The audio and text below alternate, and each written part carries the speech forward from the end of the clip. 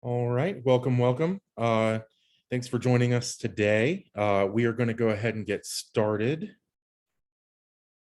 Today's session is the New User Webinar Part 2, a deep dive on data. I'm the facilitator, Brian Story, and I'll introduce myself a little bit more in a second.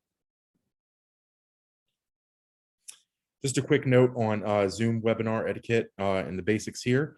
You want to keep your microphone on mute. Actually, since we have a pretty small group coming in today, probably just a handful of folks, you can click unmute if you'd like to share any wonderings or thoughts as we go.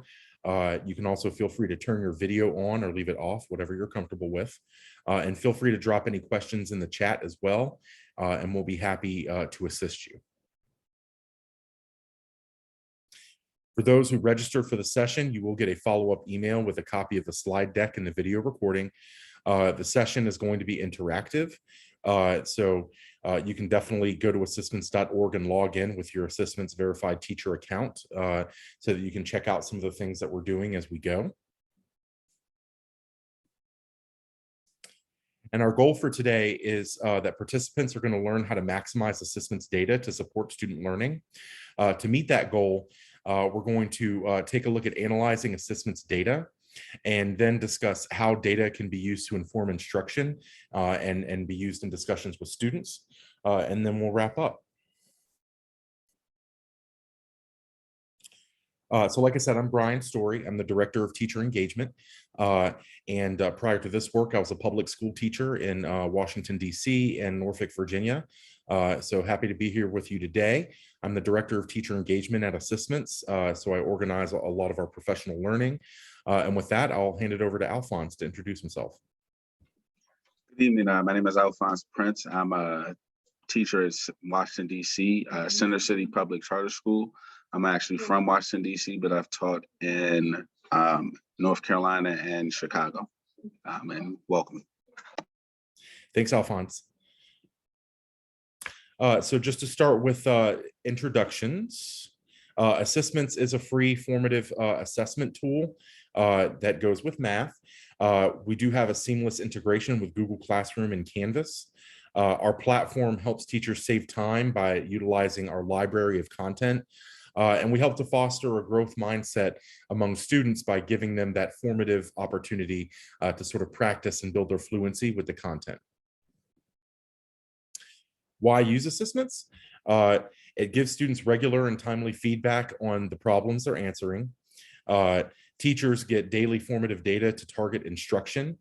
It will help teachers quickly identify which students need the most intervention. And it increases student autonomy and engagement by keeping them informed on how they're doing and on their progress.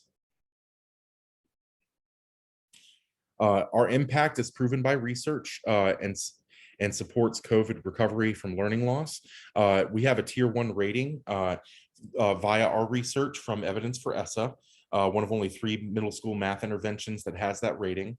And we found in our research that classrooms using ASSISTments experienced 75% more learning among students than classrooms that did not use it. And we also found that we were able to lower that achievement gap during 7th grade. So definitely something to think about, especially as you address learning loss from COVID, how to target instruction towards students that maybe didn't get everything they needed. ASSISTments can be a critical tool in your toolbox. Over 20,000 teachers in the United States use ASSISTments. They like it because they don't have to scour the internet looking for high quality problems to assign to students. Getting that immediate data helps teachers make instructional decisions when it's most effective for students. And immediate student feedback helps students avoid frustration and focus and helps the teacher focus their attention on the students that need the most help. Typically, you think about a teacher routine as being step 1, the teacher assigns an assignment. Step 2, the student completes it. Step 3, the teacher grades it. And step 4, the teacher uses that data to inform instruction.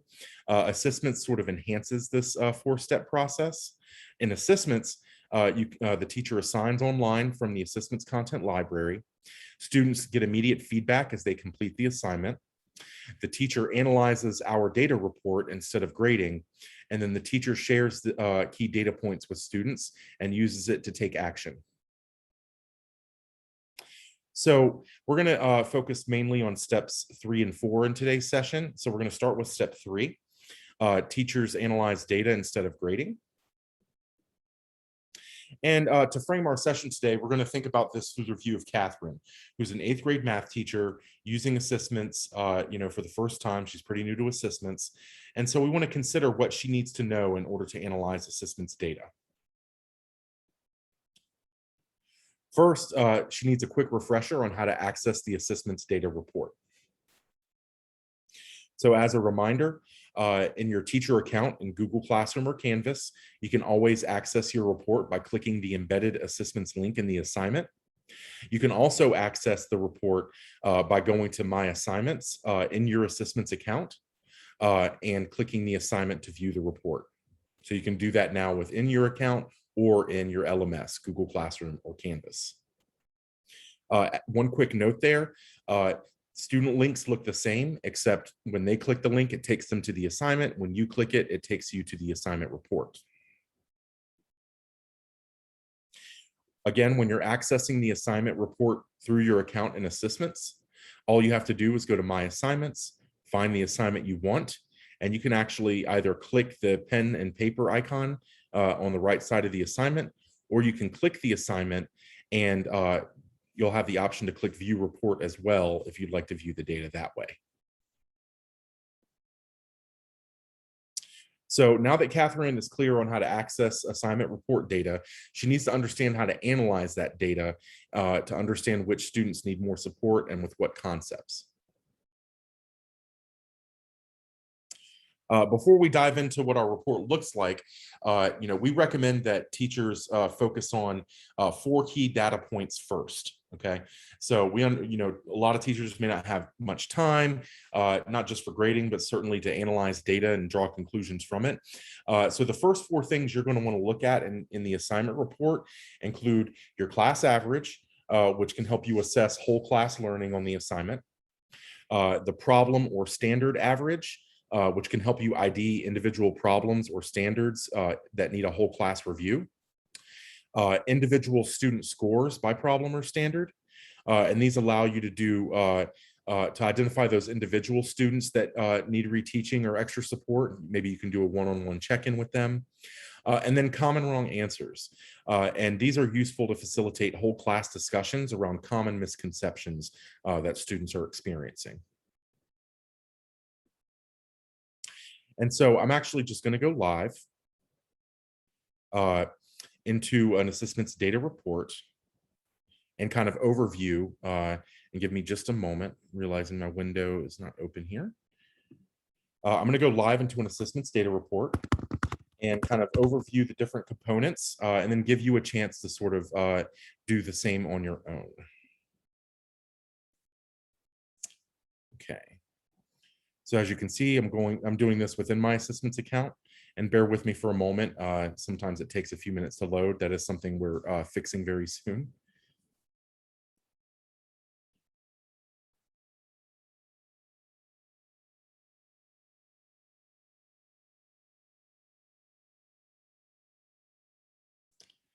Okay. All right, so I'm going to click View Report. And this is our data report. You'll notice that you can view the assignment report by problems or view it by standard. We're going to start with the problems view of the assignment report. And so at the top, you'll see student progress cards. These will tell you where each student in the class is on the assignment. If they haven't started, you'll see the list of students here that have not started the assignment. And in progress, you can see the students who've already started but haven't finished and when the last time was that they worked on it. And then for those students who completed the assignment, you can see who they are and when they finished it. Underneath that is the performance summary. And here you get a breakdown for each question, how many students were able to get it correct on the first attempt, how many students were able to get it correct eventually, so after more than one attempt, and then how many students were incorrect, meaning they could not move on without clicking Show Answer. Just a quick note here, you can always click the items here on the x-axis. These are your questions that were assigned. If you click those, you'll get to see the problem details. That'll pull up the problem students were answering, as well as the correct answers and a visualization of the score breakdown for the question. You can choose to expand this or collapse it, and you can click next if you want to shuffle between questions, or just click back to the regular report and click a different question. Next, we have the detailed report. And so the detailed report is your more thorough breakdown of student performance. Each column represents a problem in the assignment. Each row represents a student. And right now I have the name column hidden. You can hide these columns, but I'm going to show names here. Each row is a student. And then I want to zero in on those key data points that I mentioned before. So the first thing is your average score across the class. In this case, you can see that here. Then you can see the average scores across the class on each individual problem. Again, so you can identify which specific problems are good for whole class review. Then you've got those common wrong answers. Here you can see if 3 or more students pick the same wrong answer on their first attempt, we will tell you what the wrong answer was and the percentage of incorrect students who picked it. So for instance, on this question, you can see that 56% of students who answered incorrectly on their first attempt put either 9 or 1. So that can be great to address some common misconceptions across the class. And then getting into the individual student rows, you'll see each student's individual average score on the assignment. You'll see individual performance on the problems, and you can actually, for each student, click these and see what they did, how many attempts they made, etc. Then you've got the total hints used, if they used a hint, and then the total amount of time they spent on the assignment. If let's say we look at demo student A here, they got a 43%, so they probably need some additional help. And let's say you do some reteaching with that student and you want them to try again. You can always click the triple dot next to their name and click delete student progress, and that will allow them to click the same link in the same assignment in Google or Canvas, but it'll start them at the beginning so they have a chance to try again. If you find that you'd like to go into more detail, you can always click the student's name, and that's going to take you into the student details report. Here, you can see a play-by-play of everything the student does, including how much time they spent on each attempt, what they did in terms of their answer, was it correct or incorrect, how much time they spent between problems, as well as if they clicked show answer or requested a hint. You can also click at the top here, show all problems, and that will pull the problem up that they were responding to, so you can reference that. And then you can also navigate to other students from here by clicking the drop down and selecting a student, or by shuffling and clicking next or previous.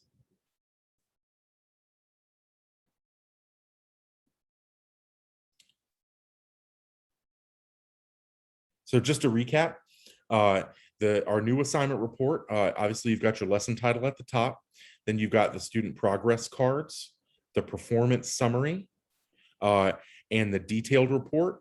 If you click a student's name, you can see their student details report and gives you that play-by-play. So again, those cards at the top will show you where each student is on the assignment. The performance summary will show you the summary of student performance on each problem. The detailed report shows you outcomes for each problem by student across the class. And again, next to the student's name, you have that triple dot where you have the option to delete student progress. I also want to note that if you click scoring at the top of the detailed report, and I'll show you that, if you click scoring, that will give you a key for how to interpret the detailed report. And so I just want to note a few things. Just as above, green represents correct on the first attempt. Orange represents correct eventually. And the sort of red burgundy color represents students that were incorrect, meaning they had to click show answer in order to move on. You'll also notice that if a student makes an incorrect attempt, a small X will appear next to their average score. And if they viewed a hint, you'll see a triangle. And again, all of this information can be seen and reviewed again by clicking scoring in the detailed report.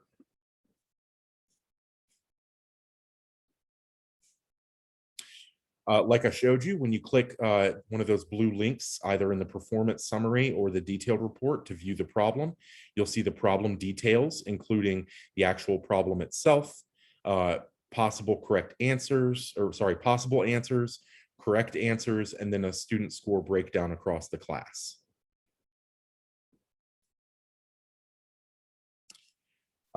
In terms of scoring feedback on open responses, open response questions are not automatically graded in ASSISTments. If you've assigned an open response question, you'll see in that column that a link to assess will appear next to each student. You can click that link to see the students' open responses across the class. So that will allow you to, if you want to provide a score out of 4, give any written feedback, you can just click assess and do that. Once you've scored the open response for that student, a score will appear and it will factor into their average score. However, if you do not score the open responses, they do not count against students. This is just a view of what the open response scoring screen looks like. So each row is a student. You can give that score and any written feedback as you like. You do want to just make sure that you have a routine for having students go back to the assignment link if you want them to view your feedback or respond to it to make sure that it's most valuable. And then in that student details report, you have the ability to choose from a drop-down or shuffle between students. You have the ability to see each attempt the student made on a question or a problem. You have the ability to see how much time they spent on each action. And then one thing I didn't cover here, most teachers like to score open responses by clicking assess in the detailed report, but you can also score and provide feedback on those in the student details report as well. And now we're going to talk for a moment about the standards report. So this is our problems view. Now let's go to the standards view. In the standards view, each standard that is addressed in the problem set is represented as a column in the report. Underneath that, you'll see the number of questions in the problem set you assigned that align to that standard. And then you'll see student scores broken down by each of those standards. So if you're looking to do some targeted standards practice or do some mastery-based grading, different things like that, these data can be super useful. And you also have the ability to sort these columns by clicking the arrow next to the column header if you'd like to see the data sorted in a particular way. So again, in the standards view of the assignment report, you'll see the standards that were aligned to the problems assigned, the number of problems in the problem set that align to those standards, and then student average scores across problems aligned to that standard. The next thing is downloading the report / uploading your scores to Google Classroom or Canvas. So as you can see here in the detailed report, you can click that triple dot in the detailed report top right-hand corner, and you can click download as a CSV to download these data and view them offline. Or you can click upload to Google Classroom or Canvas. Right now it says Google Classroom because I'm logged into a Google Classroom account. If you are logged into Canvas, it will say Canvas instead. So that's how that works. For Google Classroom, I do want to note that when you push scores into the gradebook for Google Classroom, you do then have to publish those in order for students to see them. In Canvas, once you upload to Canvas, those scores will automatically appear in your gradebook. So now I have a question. Sorry to interrupt. No, please. You have a question right quick. Boris asks, can problems be assigned according to specific standards? That's a great question. So in ASSISTments, you can actually search for problems by standard. So let's say, I don't know what grade level you teach right offhand, but let's say you teach 7th grade and you're looking for problems on inequalities. So I started typing the standard in. You can also type in a keyword, and you'll see the standards or keywords appear in the dropdown. Select the one you want, and then you'll be able to see all of the problems in our platform that align to that standard. In this case, for inequalities, we have 173. And from there, you can actually choose those and assign them or save them into a problem set. Or you have skill builders. Now, you can't choose problems from these because it's a large pool of problems aligned to the standard, but you can click it, get a sampling of what the problems look like, and assign it. Just keep in mind that students have to get 4 or 3 questions correct in a row on their first attempt in order to demonstrate mastery on a skill builder.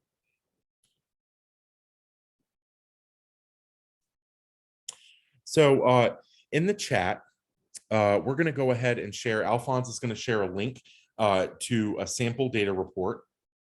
And this is a PDF, but you'll notice that there are different components that are circled. You can actually interact with those things, and it'll take you to the relevant parts of the report. And we're just going to give you about 3 minutes or so just to get familiar with the elements of the report. You can feel free to leave any questions in the chat, and we'll be happy to respond to those. And I also want to welcome, it looks like, oh, nope, we're all good. All right, so I'm going to go ahead and start this timer. Like I said, we have that link to the PDF of the assignment report in the chat, and we'll come back together in 3 minutes.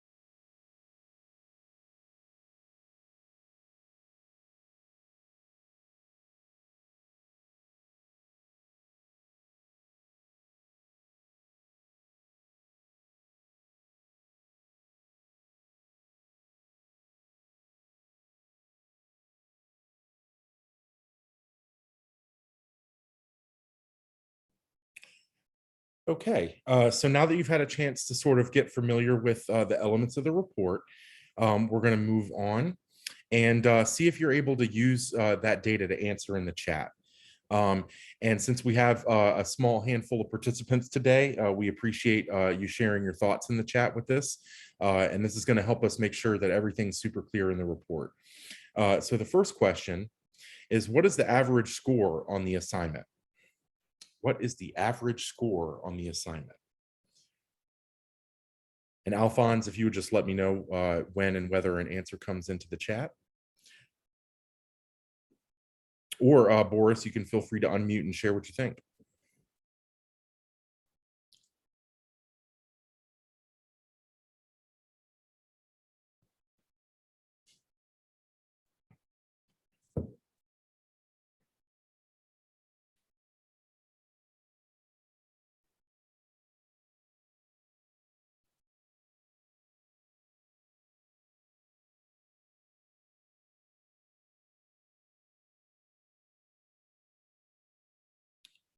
Okie dokie, but we'll keep it moving. So the average, oh, we got some.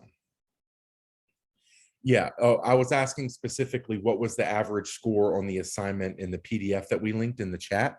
I'll give you a second if you want to take a look at that and tell me what you think.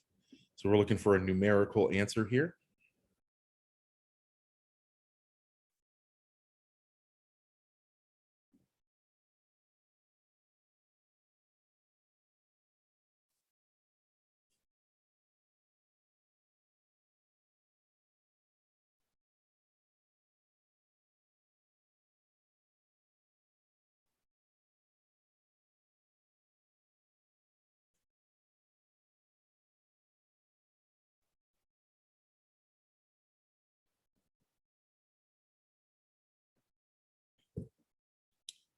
Okie dokie. So, and I'll even go to the report itself to take a look at this so that we can see where everything is. Let me just open that up.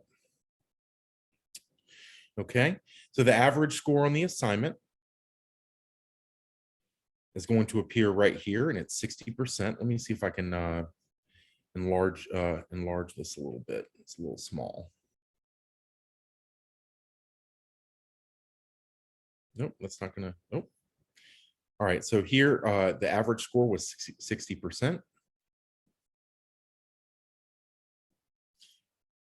Next up, which individual problem had the lowest average score? And Boris, I'll give you a chance to take a look at that. In the PDF, which individual problem had the lowest average score?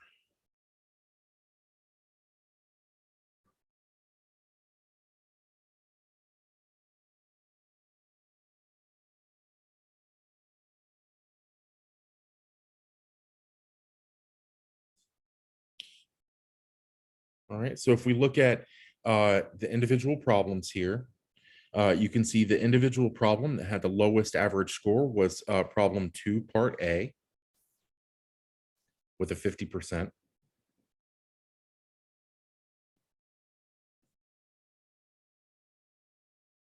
Oh, I see. It's really small on your screen. Alphonse, would you mind sending the link to the PDF in the chat again? Boris, you can pull up the PDF and you should be able to see it much larger on your screen, if that helps.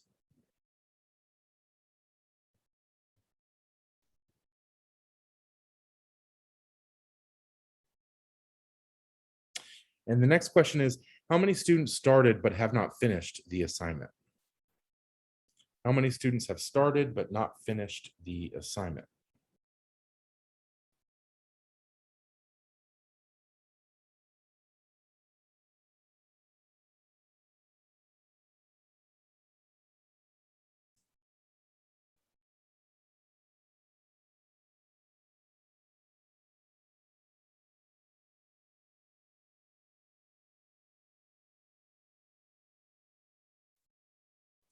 So if we take a look at the report here, in the performance summary, or sorry, in the student progress cards, we can see that one student has started but not finished the assignment.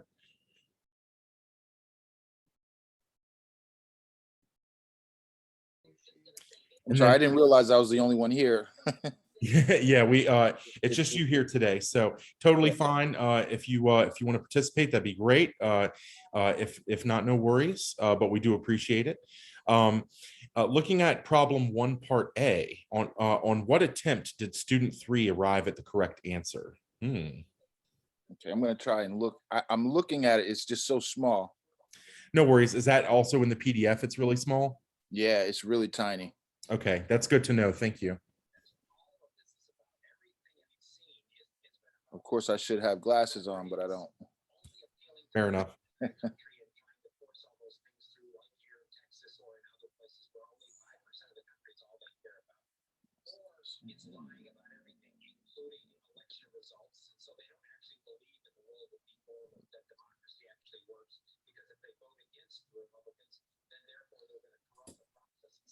Yeah, I can't. No worries. So we can just review through the rest of these. So for problem 1, part A, uh, student 3 arrived at the correct answer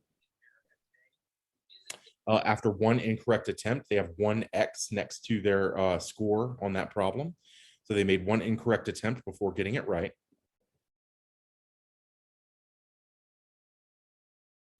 How many questions from the problem set were aligned with standard 7 RP A2B? If we go to the standards view here, you can see with that standard, there were 2 problems that align to that standard in the problem set.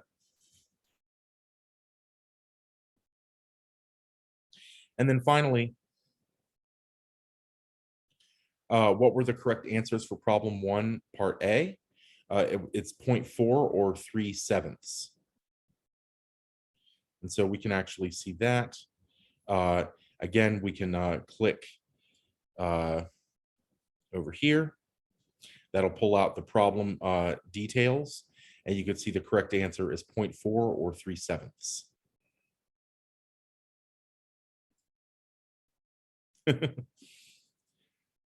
Okay, so I'm thinking because the text is too small, we'll skip this part about analyzing the assignment report.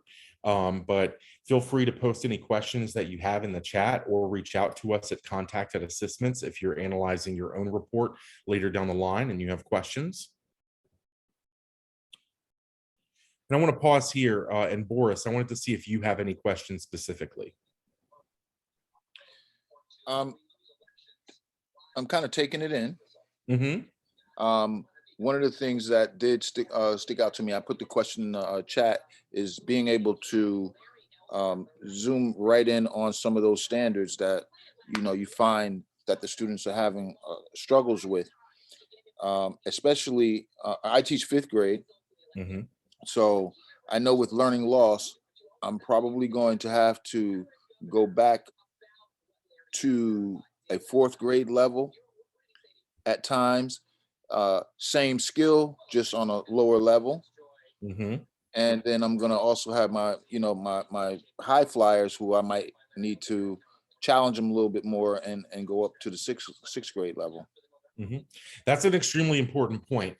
Obviously, we want to focus on students that are experiencing the biggest challenge as you try to address learning loss or teach new standards. But it's also really important to think about how you can provide enrichment to students who are ready to move on, or maybe give them a chance to deepen their understanding of the standard.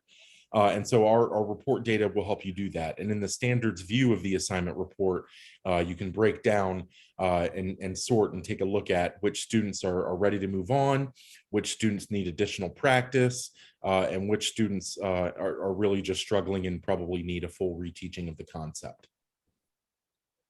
Yeah, this is going to be perfect for me because it'll go perfectly with the intervention tools that we have, because assessments, it goes along with our math series that we Mhm. use, and then we also have something called oh, I forget the name of it, but it's an intervention program Mhm. that they picked up, and I So can find out. I can align the questions according to what we find in assessments, which I work with the students during assessments, and then I can put them on the intervention program on an area where they're having troubles and struggles.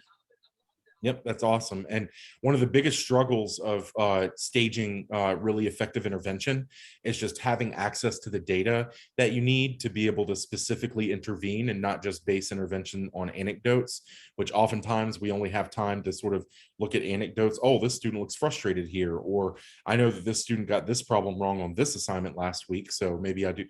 So ASSISTments allows you to very specifically and precisely tailor those interventions to the problems that students are having. So I'm glad to hear that we could be helpful. Very much so. I used ASSISTments quite a bit last year, but there was just a myriad of data that I couldn't use, or not that I couldn't use, um, because we were at home, Right. doing virtual. It was hard. It was hard to pull students and group them to work together on certain things, and also to assign them individual interventions. Mhm. So this is going to be great this year. Absolutely. And hopefully some of the tips that we share at the end can also help you with that as well. Okay, sounds good. So just going back to check in with Catherine, now she's confident that she can effectively analyze ASSISTments data. And the next question is how she's going to use this data to inform her instruction. I'm just going to show a short video clip first, and then we're going to dive even more into this. But in this video, an experienced ASSISTments teacher talks about her experience of using ASSISTments in her classroom that can kind of give you a window into how she uses data to drive her instruction and how helpful it is.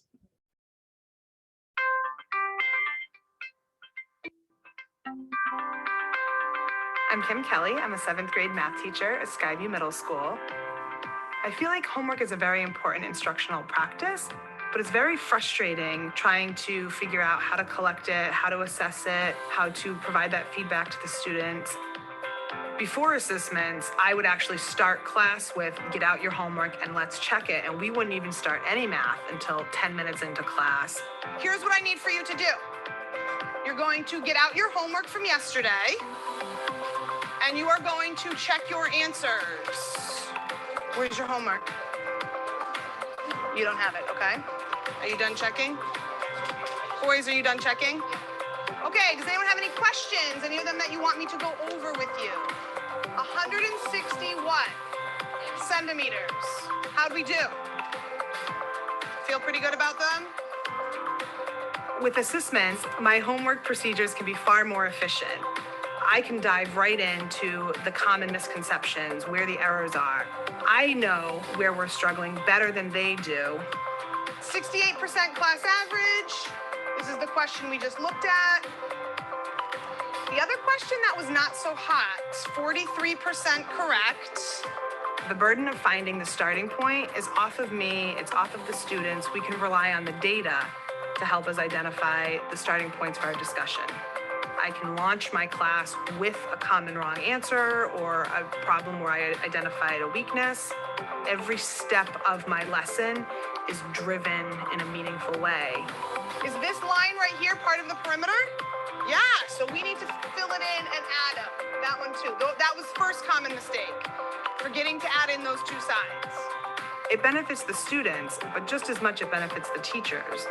I'm able to identify the common misconceptions, which allows me to steer my instruction quickly to support my student learning.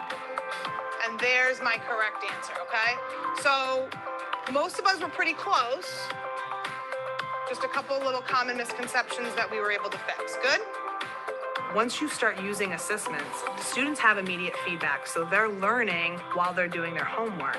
And then as the teacher using that data to drive the homework review process, you spend so much less time going over the homework that the bulk of your classroom time now can be spent on the new instruction.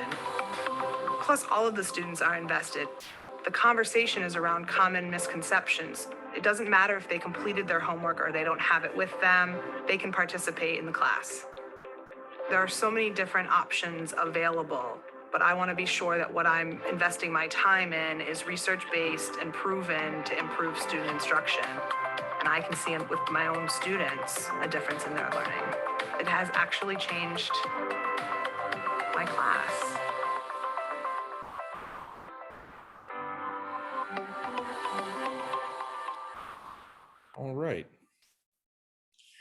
So moving right along, checking back in with Catherine after she taught Unit 3, Lesson 1 on understanding proportional relationships in 8th grade illustrative math.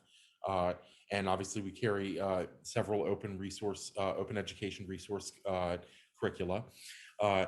She assigned the cool down, and that evening she reviewed the resulting assignment report to help plan her lesson for the next day.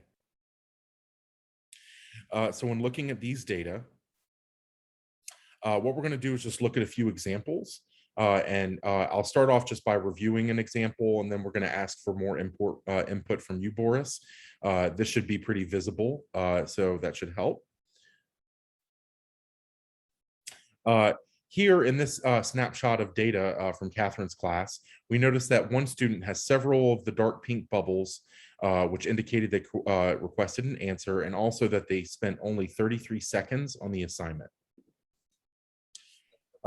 We can conclude from that that the student either needs more support to master proportional relationships, or that they gained the assignment by pressing show answer without making thoughtful attempts. In either case, the student has not demonstrated understanding or mastery of the concepts and will need some kind of additional intervention. So in terms of next steps, you might decide to look at the student's details report to see a play-by-play or review these data with the student in a one-on-one conference. Given that they spent very little time and requested lots of help, maybe you determine they didn't make their best effort, and so you meet with the student to reteach, and then you delete their progress and have them try again. That's exactly what I would do. Yep, we find, and Alphonse, many of these exemplars that we pull come directly from the classroom observations and the teachers that ASSISTments teachers that we talk to.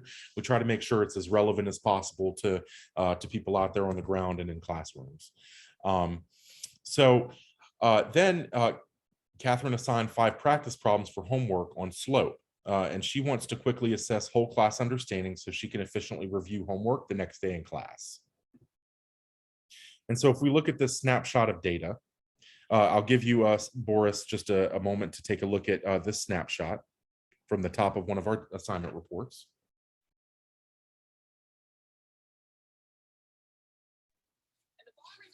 Okay, I see it. All right. And so the question is, and you can share aloud, which of the following noticings are accurate? So in this case, would we say all of the students struggled on a couple of problems, or some students struggled on all the problems? It looks like all the students struggled. Looking at 50% on problem 3, 67% on problem 4, and 100% of the students struggle, which, is that 3? No, I'm actually really glad you said that. So those are the common wrong answers. So those percentages are just of the students who answered incorrectly. Oh, Yep. And so I'm glad you said that, though, because that's a chance for us to clarify what that is. That's why you're here, right? So the problem average here above that is what shows how students did across the class. So you can see 73%, the average was 73% on problem 3.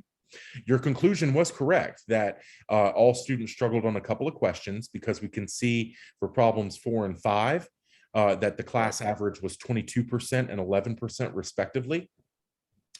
For the common wrong answers, yeah, we can definitely see that of the students who answered incorrectly, there are some trends that might be helpful to address common misunderstandings. And I'll just kind of address this directly, the second question. So here we can see that 67% of students who answered incorrectly put the answer 1/3. Here, under problem 3, we can see 50% of students who answered incorrectly put the wrong answer 2/8, right? And so again, those could be helpful to address those common misunderstandings. And also here on problem 5, all of the students who answered incorrectly put the same wrong answer. So that can be a great opportunity for class discussion and to really target those challenging points within the standard. Got it. Excellent. And so in terms of planning next steps, you might start class by reviewing those low scoring problems 4 and 5, paying particular attention to those common wrong answers and why they might have happened. And then maybe you can go and search by standard in assessments and find some additional standards aligned questions to give as homework so that students have more practice and a chance to demonstrate their understanding. Yeah, that's why that's be a very valuable. Mm-hmm. Thank you. So Catherine teaches one section of Algebra 2, and she assigned some practice problems on properties of exponents as independent classwork. And so this lesson reviews 8th grade exponent skills, and she wants to see if her students mastered the concept. Her mastery threshold for the assignment is a score of 70. So when we look at this snapshot of students and their averages on the assignment, we just want you to share, Boris, what's something you notice and a conclusion that you can draw from looking at these data? The first thing that I looked at that called my attention is I got 11 students who were scoring, below average. And let's see, most, well, So just to clarify, these are the student names. This is just from one of our demo classes. oh, okay. Oh, okay. So these are their names and these are the average scores. So the last student, 33%, Mm-hmm. I would definitely want to pull that student and maybe even give them a chance after we review what went wrong. Mm-hmm. Give them another chance at it, and 8 student and 3 student.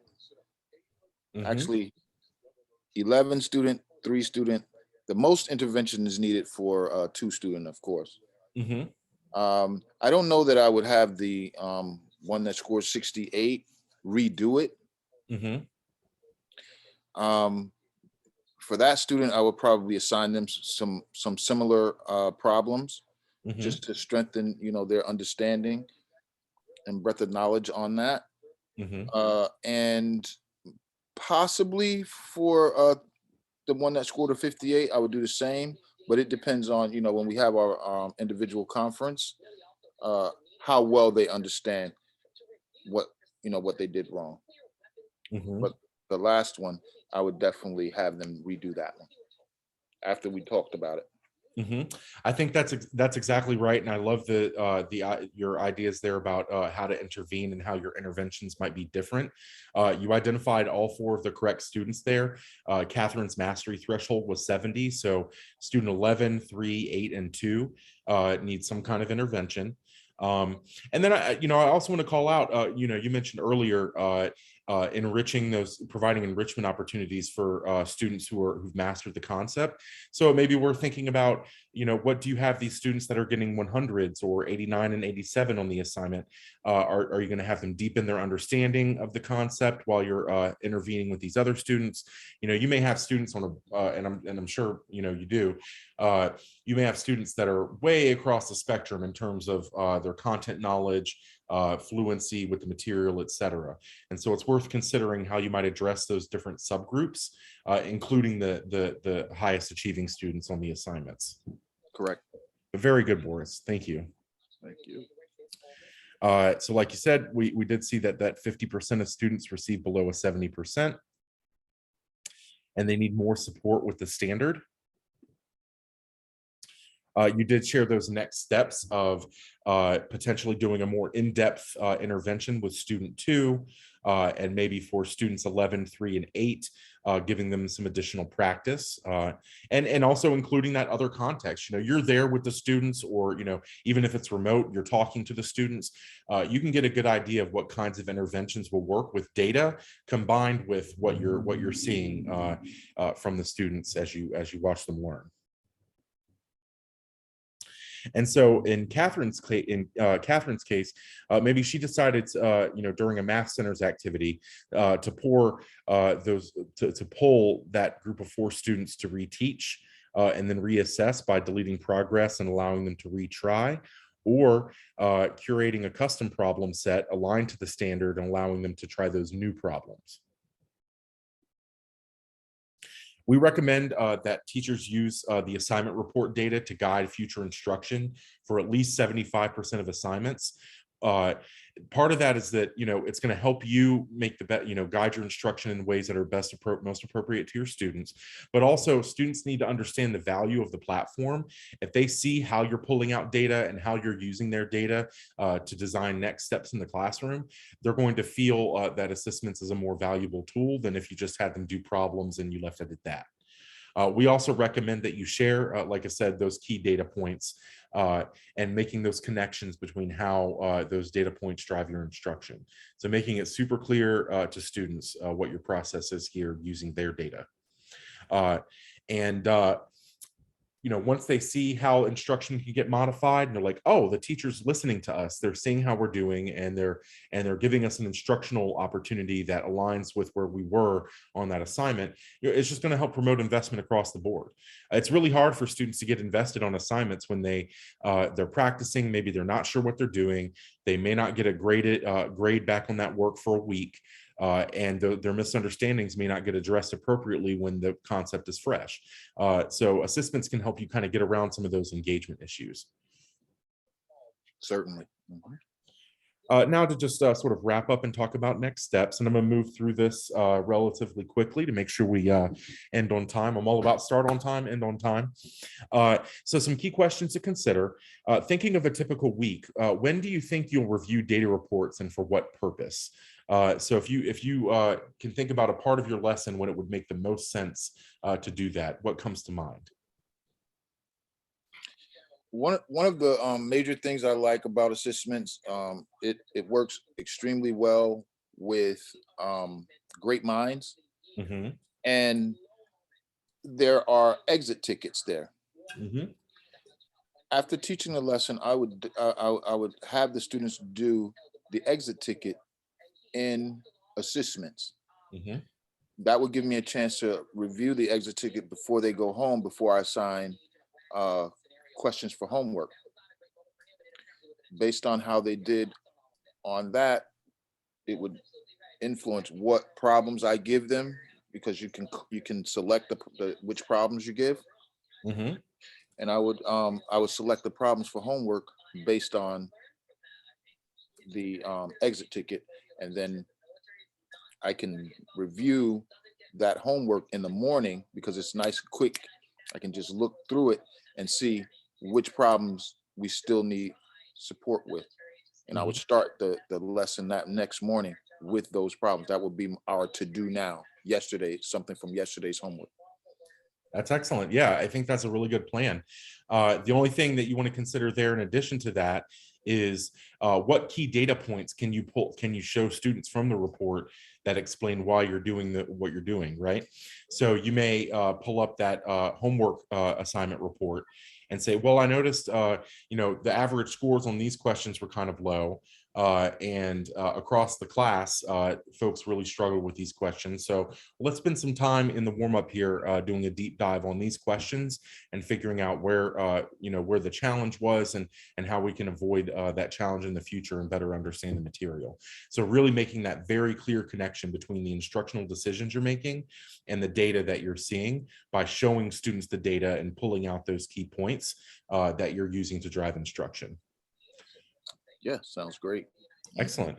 So just to recap, we talked about analyzing ASSISTments data and how to use data to inform instruction and discuss with students. Right now, Alphonse is going to post a link to our feedback survey. We use all of our feedback to influence how we modify and design our professional learning opportunities. So we really take it to heart and appreciate it. If you could just take 30 seconds to a minute, Boris, to respond to those questions as we wrap up, we would really, really appreciate it. And just note that the webinar date is 9/14 and the new user webinar part 2, a deep dive on data, is the title. Okay. All right. And while you're working on that, I'm just going to wrap up with a few key points here. You can build on the essentials you learn in new user parts 1 and 2 by coming to one of our deep dive sessions.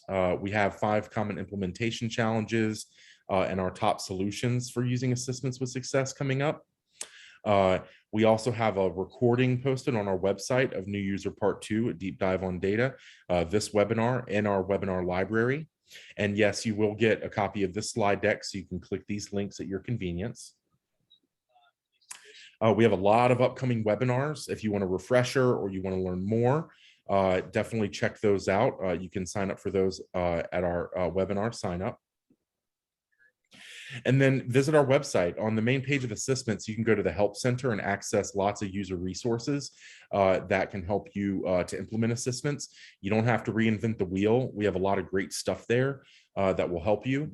We also have ways to get involved. We have a blog where you can check out blogs written by teachers and other stakeholders about ASSISTments and how they made the most of it.